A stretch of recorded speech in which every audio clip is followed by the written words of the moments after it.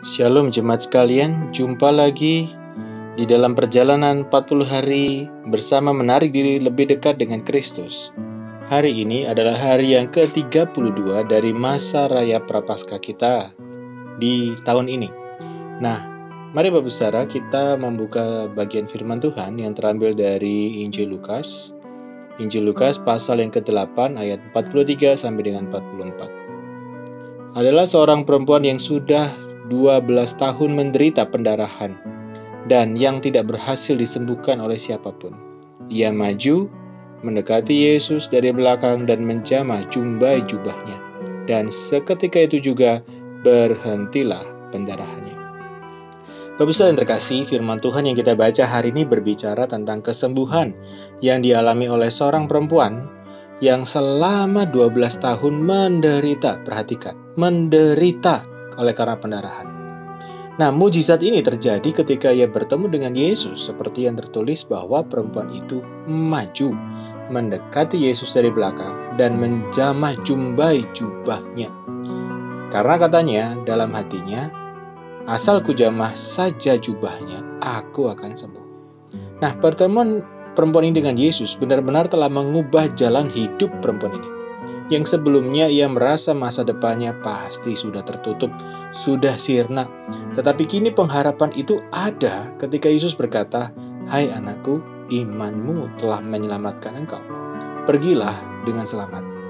Sungguh, pengharapan kepada Tuhan Yesuslah satu-satunya kunci utama untuk membangkitkan iman percaya kita. Membangkitkan rasa hati kita dengan penuh syukur karena anugerah Tuhan. Karena bila kita melihat kenyataan yang ada saat ini, tentunya kita akan menjadi kecewa bahkan putus asa, Bapak Ibu. Kemustahilanlah yang terjadi. Situasi makin hari, ya kita bisa lihat hari ini, betapa pandemik itu sudah setahun berjalan, tetap saja berjalan. Harga kebutuhan pun tidak makin hari makin murah, tetapi tetap makin mahal. Bencana banjir yang dirasakan oleh saudara-saudara kita yang lain tetap ada. Kini semua orang tahu bahwa hari ini adalah hari-hari yang penuh dengan keluh kesah.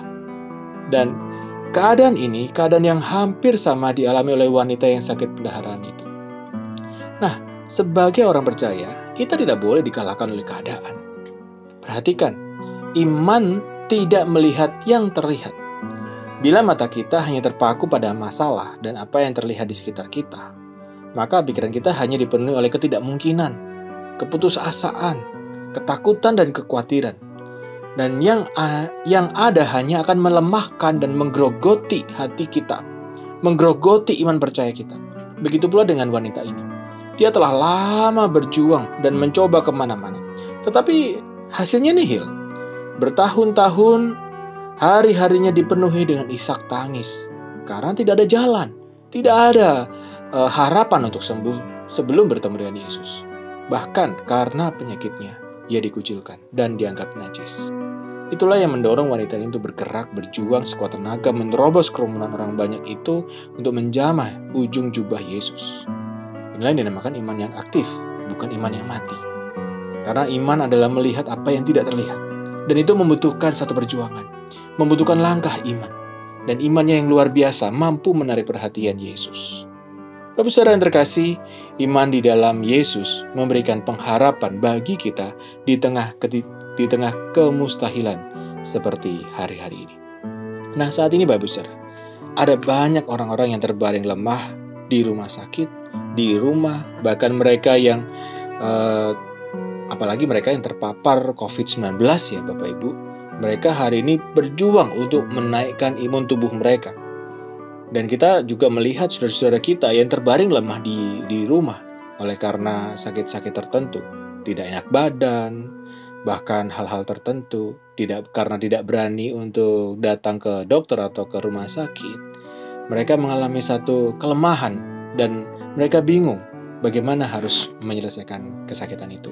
Nah, hari ini mari kita berdoa bagi saudara-saudara seiman kita yang terbaring lemah karena sakit. Mari kita berdoa. Kiranya anugerah Tuhan boleh tetap memimpin saudara-saudara kita. Tuhanlah yang tetap menopang dan Tuhan yang memberikan kesembuhan. Bahkan jika kita ingat namanya, mari kita sebutkan Dia di dalam doa. Mari kita berdoa. Bapa kami di surga, kami sungguh bersyukur atas hari ini. Di tengah masa-masa seperti ini, Tuhan, Engkau Allah yang tetap ada dan hadir bagi kami memberikan pengharapan. Tuhan, ampuni kami, jikalau waktu-waktu ini kami seringkali meragukan Engkau. Bahkan kami seringkali menganggap baik apa yang kami pikir baik, dan kami melakukannya tanpa berdoa kepadamu. Ampuni kami ya Tuhan.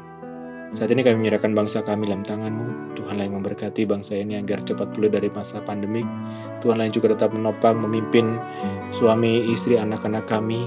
Tuhanlah yang berkarya, menopang usaha pekerjaan kami, agar kami pun boleh tetap berupaya, boleh tetap berusaha, boleh tetap bekerja dengan pertolongan Tuhan.